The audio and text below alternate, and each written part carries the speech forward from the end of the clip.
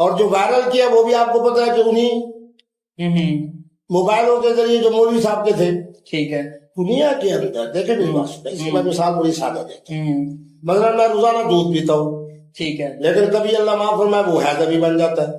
ٹھیک ہوگا. میرے ساتھ اب تک سینکڑوں ہزاروں لوگوں نے، خواتین نے، بچوں نے، بزرگوں نے ویڈیوز بنائی، سیلفیاں بنائی، لیکن بگاڑ تو آیا نہیں دو لوگوں کی وجہ سے.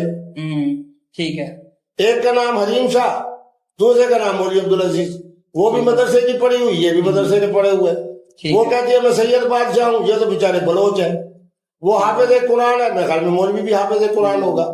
تو مانا یہ ہے کہ دو تین لوگوں کے تماشے کو لوگ سمجھتے ہیں، اس لیے عوام میرے ساتھ کھڑی ہے، نوجوان نسل میرے ساتھ کھڑی ہے. آپ لوگ مجھ سے پیار کرتے ہیں، میں عوامی آدمی ہوں، آپ میرے ہاتھ تشریف لے آئے، میں نے کہا جی حاضر، آپ پروگرام کرنا چاہیں تو کر لیں. ٹھیک ہو گیا. اچھا مفتی صاحب بتائیے گا کہ آپ جیسا کہ جانتے ہیں آج کل کے ہمارے معاشرے میں جن کو ہم پورنز ویڈیوز کہتے ہیں، کہا جاتا ہے کہ شریعن یہ غلط ہے، ان کو دیکھنا حرام ہے. لیکن ایک کنٹروورسی یہ بھی نکلی کہ آپ کے موبائل میں ویڈیوز پائی جاتی ہیں، کیا یہ دیکھنا جائز ہے؟ اور اگر جائز ہے تو وہ کیوں آپ کے موبائل میں ہے؟